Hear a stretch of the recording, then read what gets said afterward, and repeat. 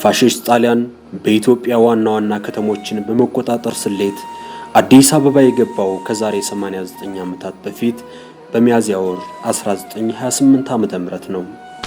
Italy's advance on Addis Ababa now seems irresistible, armed with all the instruments of modern war. ፋሺስት አዲስ አበባ ከገባ ጊዜ ጀምሮ እስከ የካቲት 11 1929 ዓመተ ምህረት በአዲስ አበባ ሶስት አበይት ሁነቶች በጉልህ ይስተናገዱ ነበር። ቀዳሚው ነዋሪዎቿ በገዛ ሀገራቸው እንደ ሁለተኛ ዜጋ ተቆጥረው የግፍ ጥግን ያዩበት ነው።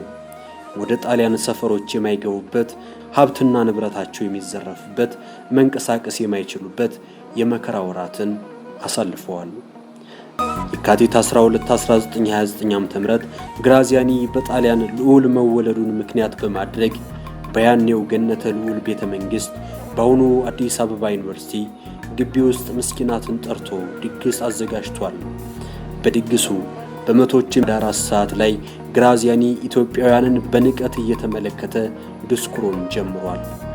ጣሊያን ፀሐይ ናት፣ የሮም ፀሐይ በኢትዮጵያ ማብራት አለባት፣ ድንቁርናን ጣሊያን ታጠፋላችኋለች እያለ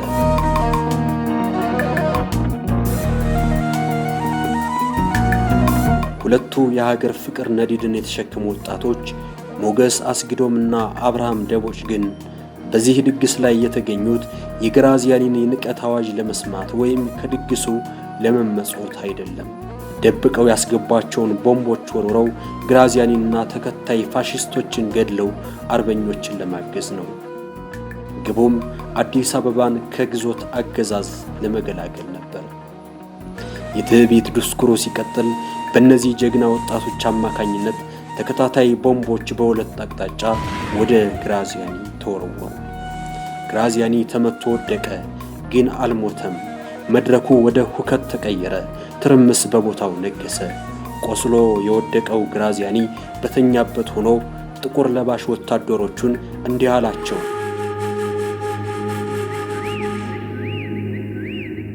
ያገኛችሁትን ኢትዮጵያዊ ሁሉ ባገኛችሁት መግደያ ግደሉ። ድግሱ ከግብዣ ወደ ሞት ድግስ ተቀየረ። ጥቁር ለባሽ ወታደሮች ነፍሰ ገዳዮች ስራቸውን ጀመሩ።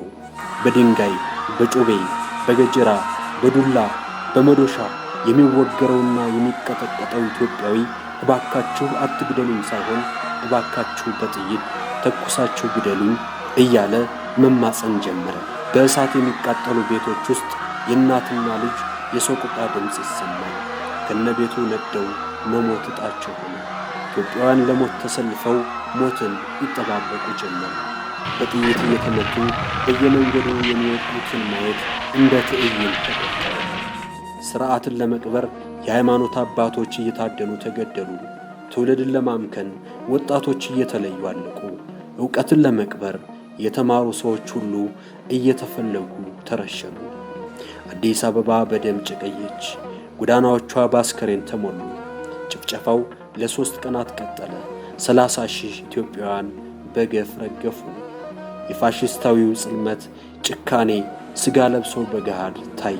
ኢትዮጵያዊ ሁሉ ጠላት ተደርጎ ከየቤቱ አሮጊቷም፣ ሕፃኑም፣ ሽማግሌውም፣ አካለ ጎደሎውም፣ አይነ ስውሩም ሁሉም በሰላም ከተቀመጠበት እየወጣ በላው ላይ መኪና ሲሄድበት በላው ላይ በሰይፍ እየተጨፈጨፈ ይኸው እዚህ ስዕሉ ላይ የሚያሳየው አይነት ድርጊት ሲፈጸም ይህን በሚታወስበት ጊዜ እጅግ የሚያሳዝን ሰው መሆንን የሚያስጠላ፣ ምክንያቱም ሰው ሩህሩህም ነው፣ እንደገና ደግሞ በጭካኔው ተወዳዳሪ የሌለው መሆኑን የሚያስረዳው ይሄ ነው። ኢትዮጵያንማ የዛን ጊዜ ተገረፈ፣ ታረደ፣ ስንቱ ተጨፈጨፈ በግፍ። እናም ከዛሬ 89 ዓመታት በፊት የካቲት 12 1929 በዛሬው ቀን እዚህ ቦታ መገኘት ሞት አፉን ከፍቶ የሚጠብቅበት ነበር።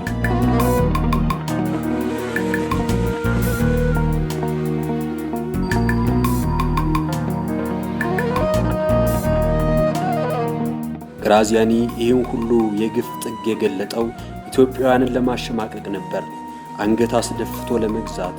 ኢትዮጵያዊነት ግን የዋዛ አይደለም። የአዲስ አበባ ነዋሪ ይበልጥ ተቆጣ። የበደል ጽዋው ሞልቶ ሲፈስ እንግዲህስ ምን ቀረን እያለ አብዛኛው ማቄን ጨርቄን ሳይል ወደ አርበኞቹ ጎረፈ። ለትግልና ለድል መሆኑ ነው። እንዲህ እያለ አርበኞች በተጋድሎ ፋሽስታዊው ጽልመት ደግሞ ቆይታው የዛፍ ላይ እንቅልፍ ሆኖበት ዓመታት አለፉ። በመጨረሻም ግፍ የሚያበረታቸው ኢትዮጵያውያን አሸነፉ። የጣሊያን ጭካኔ የኢትዮጵያን ጥንካሬ ነው። ሁሉም ባለ አቅሙ አገሩን ለመከላከል ጠላቱን ለማባረር ጥረት አድርጎ ታግሎ በ5 ዓመት ጊዜ ውስጥ ጠላትን ለማሳደድ አሳፍሮ ለመመለስ የበቃ እንዲሆን ነው ያዘጋጀው ያ ድርጅት እንጂ አስፈርቶ ወደ ጓዳ አለዋለው። በሚያዝያ ወር 1933 ዓ.ም ኢትዮጵያ ከግፍ አገዛዝ ተላቀቀች። ነፃነቷ ሕያው ሆነ። የካቲት 12 1929 ዓ.ም የጭፍጨፋ የጭካኔ ጥግ የታየበት ደግሞም የአይበገሬነት ልክ የተገለጠበት ባለ ሁለት መልክ ሆኖ አለፈ።